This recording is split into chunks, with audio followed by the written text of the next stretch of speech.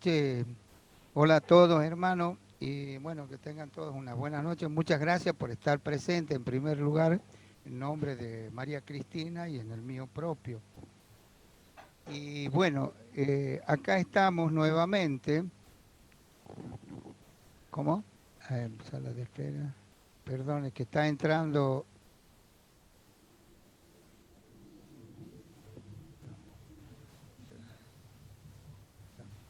Bien, no es que estaba entrando gente.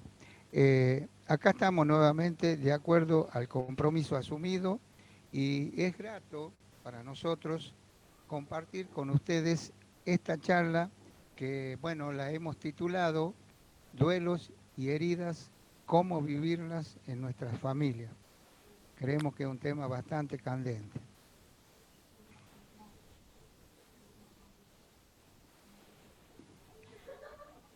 Por tanto, ahora, de la mano de nuestro Santo Padre, vamos a reflexionar sobre estos temas difíciles de tratar, ya que siempre son motivos de dolor y de sufrimiento. Ahora nos preguntamos, ¿qué es estar de duelo o hacer duelo? Bueno, un duelo es el dolor de perder a alguien o algo, lo que sea. Un duelo puede ser la muerte de alguien. Recién estaban hablando de eso, la verdad, la muerte de alguien. O puede ser también cosas que podemos perder, supongamos que nos asalten en la casa, entonces perdemos cosas que pueden ser valiosas para nosotros y eso es un duelo también, hay que hacer un duelo por la pérdida. También puede ser la separación de un matrimonio, que es dolorosa, ¿verdad? O quizás que nos tengan que, no sé, amputar una pierna o hacer alguna operación, ¿verdad? También es un dolor. O bien, supongamos que un hijo deba partir de la casa, que por ya sea por estudio, por trabajo, y en este caso sería como un duelo, diríamos, positivo, ¿verdad? Seguramente en la historia de la vida familiar hemos pasado o pasaremos por situaciones de duelo, como también en la convivencia familiar podremos vivir situaciones que abren heridas y casi siempre acarrean padecimientos, penas, desconsuelos, pesares. Y en consecuencia nos parece que viene bien compartir los pensamientos del Santo Padre al respecto. Hermanos, tanto los duelos como las heridas son vivencias o procesos que cuestan transitar y superar en el seno de las familias. Desde la fe, para todos nosotros, ¿verdad? No es casual, sino causal, que guiados por el Espíritu Santo tratemos estos temas, digamos, justamente en este mes de octubre del año 2020. Y creemos en ello, que no es casual, sino causal, por varios motivos. Porque en el mes de la familia, porque principalmente porque octubre es el mes de la familia, pero también es el mes de las misiones, hablando de familia misionera, y también es el mes del rosario, la fuerza del hombre, la debilidad de Dios, ¿verdad? Además, en este año, inesperadamente, eh, aparece, digamos, esta pandemia mundial como la del COVID-19, que está azotando a la humanidad entera y concretamente nuestra provincia, causando muertos y provocando heridas físicas y psíquicas que costarán mucho tiempo superarlas. nos basta con leer en los diarios, ¿verdad? Todos los días las noticias de la cantidad de gente que se contagia y ustedes estaban compartiendo eso. Por tanto, pareciera oportuno tocar o tratar estos temas con las palabras y los pensamientos de nuestro Santo Padre, el Papa Francisco, quien en oportunidad de las audiencias generales del mes de junio del año 2015, mire ustedes, ya hace 5 años, reflexionaba sobre ellos a partir de los santos evangelios. Con este tema, el penúltimo de este ciclo de charlas organizado por el Servicio de Talleres y Charlas del MFC de Tucumán, continuamos repasando, revisando, reflexionando sobre la casi totalidad de las vivencias que transitan nuestras familias desde siempre. Nuevamente agradecemos a la Comisión Diocesana el haber confiado en nuestro servicio para brindar este ciclo de charlas.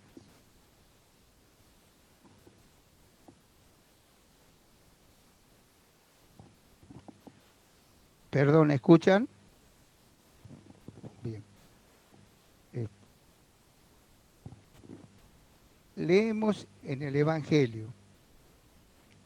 Después de esto, Jesús se dirigió a un pueblo llamado Naín. Iba acompañado de sus discípulos y de mucha gente. Al llegar cerca del pueblo, vio que llevaban a enterrar a un muerto, hijo único de su madre, que era viuda. Mucha gente del pueblo la acompañaba. Al verla, el Señor tuvo compasión de ella y le dijo, no llores. Enseguida se acercó y tocó la camilla. Los que la llevaban se detuvieron. Jesús le dijo al muerto, joven, a ti te digo, levántate. Entonces el que había estado muerto se sentó y comenzó a hablar, y Jesús se lo entregó a la madre. Palabra de Dios. ¿Qué?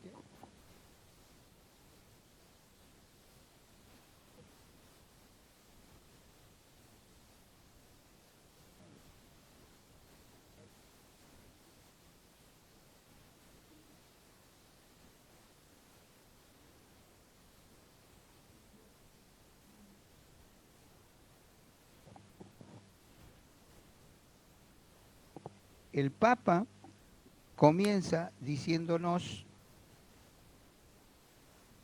que en el itinerario de la catequesis sobre la familia, hoy nos decía, inspirados directamente en el episodio narrado por el evangelista San Lucas, que acabamos de escuchar.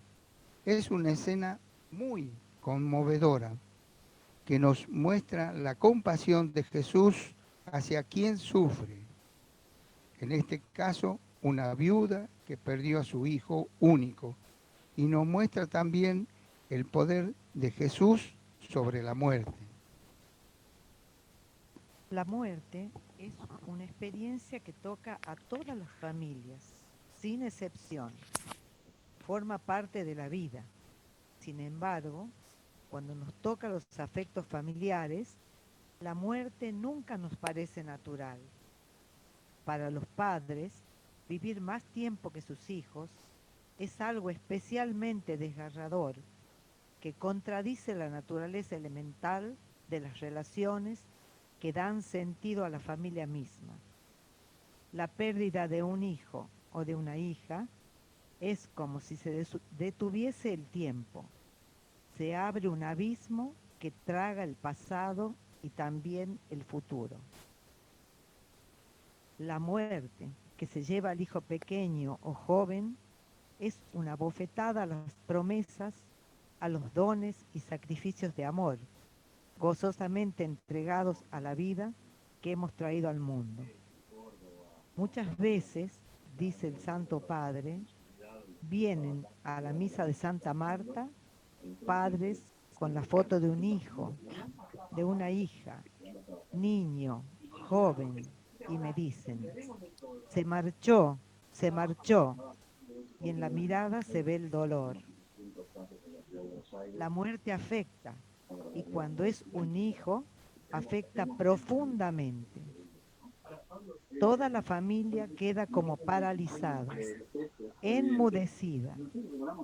Y algo similar sufre también el niño que queda solo por la pérdida de uno de los padres o de los dos. Esa pregunta, ¿dónde está papá? ¿Dónde está mamá? Y la respuesta, está en el cielo. ¿Por qué no la veo? Esa pregunta expresa una angustia en el corazón del niño que queda solo.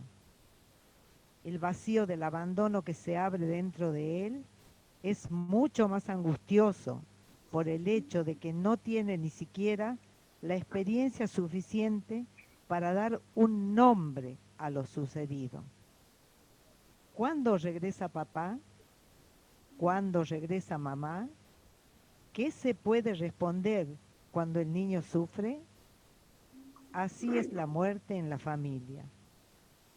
En estos casos, la muerte es como un agujero negro que se abre en la vida de las familias y al cual no sabemos dar explicación alguna. Y a veces se llega incluso a culpar a Dios. ¿Cuánta gente, los comprendo, dice el Santo Padre, se enfada con Dios, blasfema? ¿Por qué me quitó el hijo? ¿Por qué me quitó la hija? Dios no está, Dios no existe, es lo primero que se ocurre decir. ¿Por qué hizo esto? Muchas veces hemos escuchado esto, pero esa rabia es un poco lo que viene de un corazón con un gran dolor. La pérdida de un hijo o de una hija, del papá o de la mamá, es un gran dolor. Sucede continuamente en las familias. En estos casos, he dicho, la muerte es casi como un agujero. Pero la muerte física tiene cómplices, que son incluso peores que ella. Se llaman odio, envidia, soberbia, avaricia. En definitiva, el pecado del mundo que trabaja para la muerte y la hace aún más dolorosa e injusta. Los afectos familiares se presentan como las víctimas, predestinadas e inermes, moralmente desprovistas de medios para defenderse de estos poderes auxiliares de la muerte que acompañan la historia del hombre.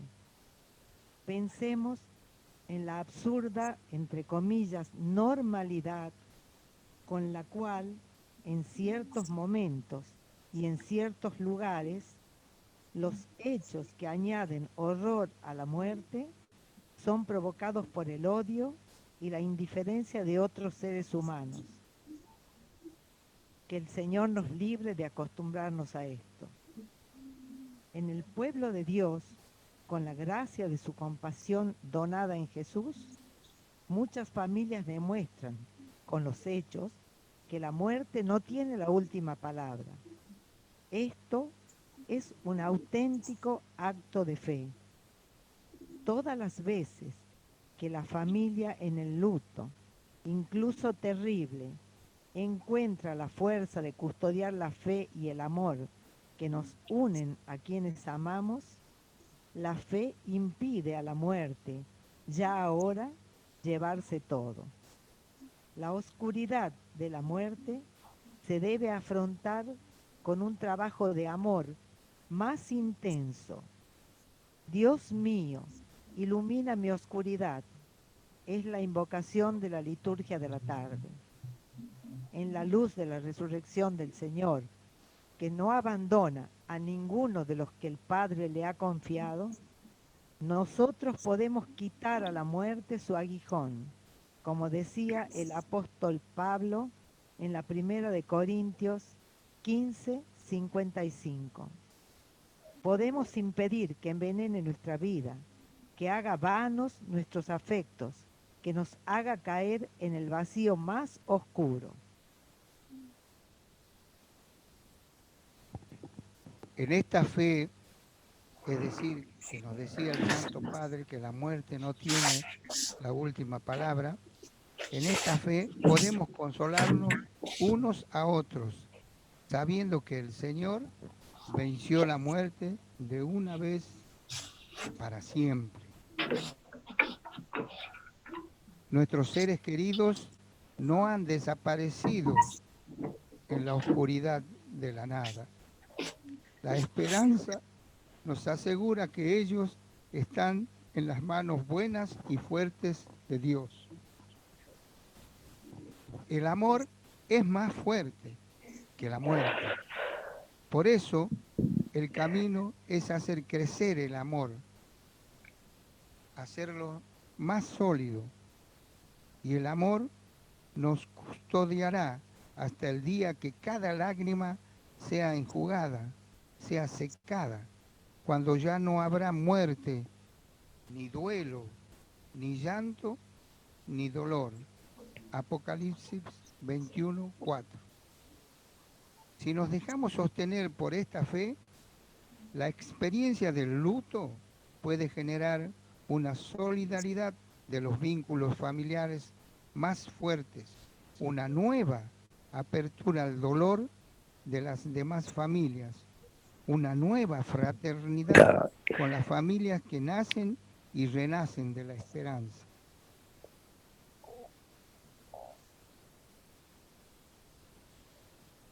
Nacer y renacer en la esperanza, esto nos da fe. Pero quisiera destacar la última frase del Evangelio, nos dice el Santo Padre, que hemos escuchado hoy, en Lucas 7, 11, 15. Nos sigue diciendo el Papa, después que Jesús vuelve a dar la vida a ese joven, hijo de la mamá viuda, dice el Evangelio, Jesús se lo entregó a su madre.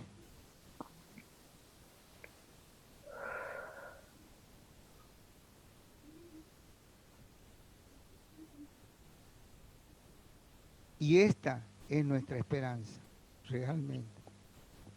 Todos nuestros seres queridos que ya marcharon, el Señor nos lo devolverá y nos encontraremos con ellos. Esta esperanza no defrauda. Recordemos bien el gesto de Jesús. ¿eh? Jesús se lo entregó a su madre. Así hará el Señor con todos nuestros seres queridos en la familia.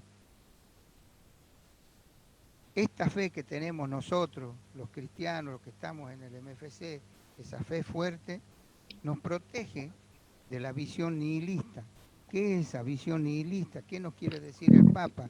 El nihilismo es una corriente de pensamiento que hace negación de toda creencia moral o religiosa. Entonces, les repito, él nos dice, esta fe nos protege de la visión nihilista, de la muerte, como también de las falsas consolaciones del mundo, de tal modo que la verdad cristiana no corre el peligro de mezclarse con mitologías de varios tipos, cediendo a los ritos de superstición, antigua o moderna, como dice Benedicto XVI en el Angelus del 2 de noviembre de 2008. Hoy es necesario que los pastores, todos los cristianos, expresen de modo más concreto el sentido de la fe respecto a la experiencia familiar del luto. No se debe negar el derecho al llanto. Tenemos que llorar en el luto. También Jesús se echó a llorar. y se conmovió en su espíritu por el grave luto de una familia que amaba. Leemos en Juan 11, 33 al 37. Podemos más bien recurrir al testimonio sencillo y fuerte de tantas familias que supieron percibir en el durísimo paso de la muerte también el seguro paso del Señor, crucificado y resucitado, con su irrevocable promesa de resurrección de los muertos. El trabajo del amor de Dios es más fuerte que el trabajo de la muerte. Es de ese amor, es precisamente de ese amor del cual debemos hacernos, entre comillas, cómplices activos con nuestra fe. Y recordemos el gesto de Jesús. Jesús se lo entregó a su madre. Así hará con todos nuestros seres queridos y con nosotros cuando nos encontremos, cuando la muerte será definitivamente derrotada en nosotros. La cruz de Jesús derrota la muerte. Jesús nos devolverá a todos la familia. A continuación, nuestro Papa Francisco, que ya nos habló de cómo la familia vive las fragilidades de la condición humana, como la pobreza, la enfermedad, la muerte, ahora nos pide que reflexionemos sobre las heridas que se abren precisamente en el seno de la convivencia familiar. Es decir, cuando en la familia misma nos hacemos mal. Es la cosa más fea. Sabemos bien que en ninguna historia familiar faltan los momentos donde la intimidad de los afectos más queridos es ofendida por el comportamiento de sus miembros. Palabras y acciones y omisiones que en vez de expresar amor, lo apartan o aún peor, lo mortifican. Cuando estas heridas, que son aún remediables, se descuidan, se agravan, se transforman en prepotencia, hostilidad y desprecio. Y en ese momento pueden convertirse en laceraciones profundas que dividen al marido y a la mujer e inducen a buscar en otra parte comprensión, apoyo y consolación. Pero a menudo estos, entre comillas, apoyos, no piensan en el bien de la familia. El vaciamiento del amor conyugal difunde resentimiento en las relaciones y con frecuencia la disgregación cae sobre los hijos. Aquí están los hijos. Quisiera detenerme un poco en este punto. A pesar de nuestra sensibilidad aparentemente evolucionada y de todos nuestros refinados análisis, me pregunto si no nos hemos anestesiado también respecto a las heridas del alma de los niños. Cuanto más se busca compensar con regalos y chucherías, más se pierde el sentido de las heridas, más dolorosas y profundas del alma. Hablamos mucho de disturbios en el comportamiento, de salud psíquica, de bienestar del niño, de ansiedad de los padres y los hijos. Pero sabemos igualmente qué es una herida del alma. Sentimos el peso de la montaña que aplasta el alma de un niño en las familias donde se trata mal o se hace el mal hasta romper el vínculo de la fidelidad conyugal. ¿Cuánto cuenta en nuestras decisiones, decisiones equivocadas, por ejemplo, el peso que se puede causar en el alma de los niños? cuando los adultos pierden la cabeza, cuando cada uno piensa solo en sí mismo, cuando papá y mamá se hacen mal, el alma de los niños sufre mucho, experimenta un sentido de desesperación y son heridas que dejan marca para toda la vida.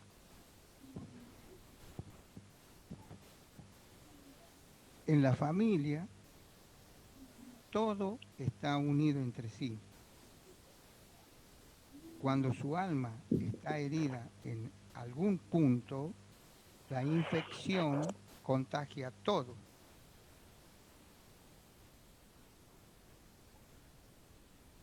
Y cuando un hombre y una mujer que se comprometieron a ser una sola carne y formar una familia, piensan de manera obsesiva en sus exigencias de libertad y gratificación, esta distorsión mella profundamente en el corazón y la vida de los hijos. Muchas veces los niños se esconden para llorar solos. Tenemos que entender esto bien. Marido y mujer son una sola carne, pero sus criaturas son carne de su carne.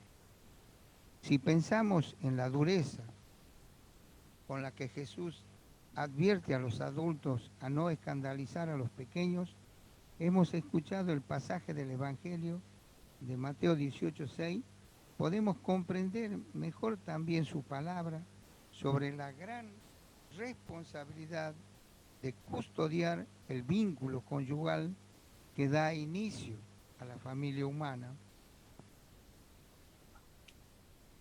Cuando el hombre y la mujer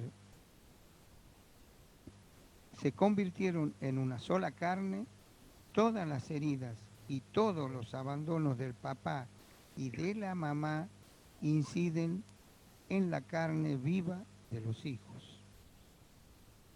Por otra parte, es verdad que hay casos donde la separación es inevitable.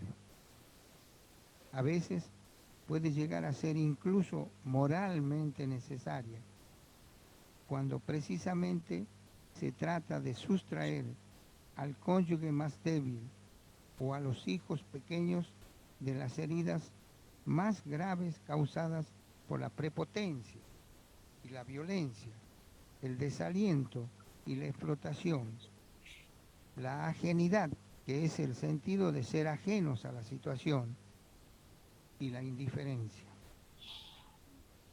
No faltan, gracias a Dios, los que, apoyados en la fe y en el amor por los hijos, dan testimonio de su fidelidad a un vínculo en el que han creído, aunque parezca imposible hacerlo revivir.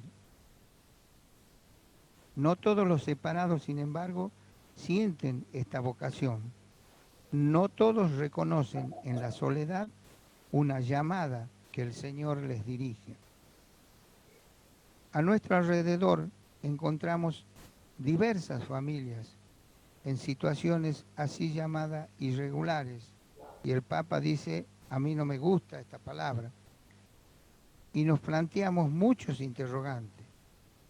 ¿Cómo ayudarlas? ¿Cómo acompañarlas? ¿Cómo acompañarlas para que los niños no se conviertan en rehenes del papá o la mamá? Y bueno, ya para ir finalizando, el Santo Padre, el Papa Francisco, nos dice: Pidamos al Señor una fe grande para mirar la realidad con la mirada de Dios, una gran caridad para acercarnos a las personas con un corazón misericordioso.